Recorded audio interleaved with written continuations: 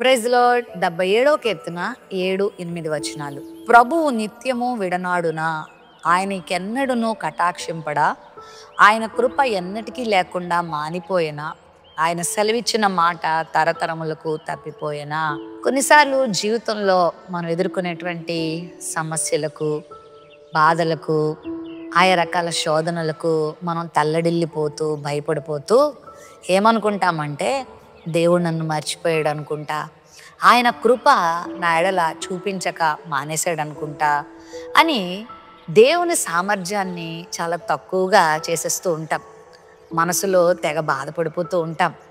ఏంటి ప్రభువా, అందరికీ నీ కృప చూపిస్తున్నావు, అందరూ చక్కగా అభివృద్ధి చెందుతున్నారు, వర్ధిల్తున్నారు, నా పరిస్థితి ఏంటి, నువ్వు ఇలా ఆపేశావు, నేను ఎందుకు ఇలా ఆగిపోయాను, నేను ఎందుకు ఇలా అయిపోయాను, నా జీవితంలో మేలు జరగదా, నా జీవితంలో ఇంకా అభివృద్ధి లేదా, నా జీవితంలో ఈ చీకటి తెరలు తొలగవా, నాకు వెలుగు రాదా, నేను ఎప్పటికీ ఇంతే ఉండాలా, నా జీవితం ఇంతేనా అంటూ చాలాసార్లు ప్రశ్నలు వేసేస్తూ ఉంటాం. అలాంటి ప్రశ్నలకు సమాధానమే ఈ భక్తుడు మన ముందు పెడుతున్నాడు. మాట తప్పుటకు మన దేవుడు మనిషి కాదు, ఆయన కృప తరతరములకు ఉంటుంది. మాట ఇచ్చిన దేవుడు దాన్ని తప్పకుండా నెరవేరుస్తాడు. ఒకవేళ మనుషులైతే మాట ఇచ్చి తప్పచ్చు. కొన్నిసార్లు మనం బాగా నమ్మిన భర్త, భార్య, పిల్లలు, కన్న తల్లిదండ్రులు, తోడబుట్టిన వాళ్ళు, బంధుమిత్రులు, శ్రేయోభిలాషులు, స్నేహితులైన వారు కూడా మాట ఇచ్చి తప్పేస్తారు.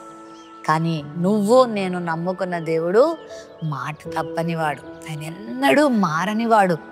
యోసేపు జీవితంలో ఒకటా రెండా ఎన్ని కష్టాలు, ఎన్ని బాధలు, ఊహకు మించిన శ్రమలు అతడు చిన్న వయసు నుండి అనుభవించడం మొదలుపెట్టాడు. ఒక ప్రక్కన చిన్న వయసులోనే తల్లి చనిపోయింది. పోనీలే తండ్రి ఉన్నాళ్లే అనుకొని తండ్రి ప్రేమను పొందుకుంటున్న సమయంలో తండ్రికి దూరం అయిపోయాడు.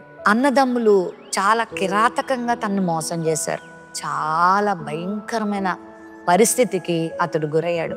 అక్కడి నుంచి ఒకటి తర్వాత ఒకటి ఒక్కటి కూడా అతనికి సానుకూలమైన వాతావరణం కనబడట్లేదు. అన్ని ప్రతికూలమైన పరిస్థితులే. అలాంటి పరిస్థితుల్లో నేను అనుకుంటాను, ఎన్నోసార్లు సాతాను యోసేపు దగ్గరికి వచ్చి, చూసావా నీ దేవుడు ఎక్కడున్నాడు, నువ్వు దేవుని నమ్ముతున్నావు, నీ తండ్రి దేవుడు, నీ తాత దేవుడైన యెహోవా దేవుని నువ్వు నమ్ముకుంటున్నావు, ఏముంది ఆయన నీకేం చేస్తున్నాడు, నిన్ని కష్టాలకు గురి చేస్తున్నాడు, నీ బ్రతుకు ఇంతే, నీ జీవితం ఇంతే, ఇంకా ఇంకా ఇంకా నువ్వు అధ్వాన స్థితికి వెళ్ళిపోతావు అని చాలాసార్లు అపవాది యోసేపు చెప్పు ఉండొచ్చు. కానీ యోసేపు ఒకటే నమ్మాడు, నేను నమ్మిన దేవుని కృప శాశ్వతమైన కృప, నేను నమ్మిన నా దేవుని మాట తరతరములకు నిలిచే మాట. ఆకాశం గతించిన, భూమి గతించిన, నా దేవుని మాట గతించదు అని నమ్మాడు.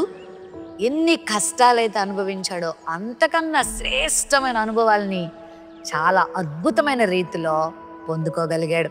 ఎవరికుంది యోసేపు యొక్క స్థానం? ఫరో తర్వాత స్థానాన్ని దేవుడు యోసేపుకి ఇచ్చాడు. ఎంత అద్భుతమైన ద్వారాలు యోసేపు జీవితంలో తెరచడం మనందరికీ తెలుసు. ఎన్ని కష్టాల కడగండ్లను ఎదుర్కొన్నాడో అంతకన్నా మిక్కుటమైన ఉన్నతమైన ఆశీర్వాదాలు అనుభవించాడు.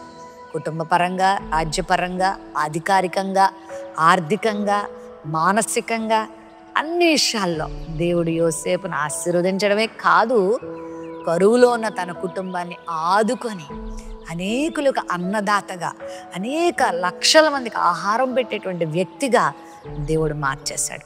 నిన్ను దేవుడు అలా చేస్తాడు. కృంగిపోవద్దు, నా దేవుడు ఎప్పుడు కృప చూపిస్తాడు, చూపలేడేమో అని దేవుని శక్తిని తక్కువ చేసుకొని దేవుని కార్యాలు మిస్ అవ్వద్దు. ఖచ్చితంగా దేవుడు కార్యాలు చేయబోతున్నాడు. ఓపికతో ఎదురుచూడు. వర్షం కొరకు బీడు భూమి ఎలా ఎదురు చూస్తుందో అలా మనం కూడా దేవుని కార్యాల కొరకు ఎదురు చూడాలి. ఓపిక ఉండాలి, సహనం ఉండాలి. అబద్ధాలు చెప్పే అపవాదికి మనం దూరంగా ఉండాలి. దేవుని మాటలు నమ్మాలి. దేవుని కొరకు ఎదురు చూసినప్పుడు గొప్ప కార్యాలు మనం పొందుకుంటాం. ఆయన కార్యం చేసేంత వరకు ఆయన సన్నిధిలో ప్రార్థిస్తూ కనిపెడుతూ దేవుని కొరకు జీవించినప్పుడు దేవుని కార్యాలు పొందుకుంటాం. ప్రేమ నమ్మకం కలిగిన మా తండ్రి, నాయన నీ మాట తరతరములకు నిలిచే మాట, నీ కటాక్షము తొలగిపోయేది కాదు. నీవు కార్యం చేసేంత వరకు నిరీక్షణ కలిగి, ఓర్పు కలిగి నీ మహిమ కొరకు జీవించే కృప ఈరోజు వాగ్దానం వీక్షించిన వారందరికీ దయచేయమని యేసు నామములో ప్రార్థిస్తున్నాం తండ్రి. ఆమెన్.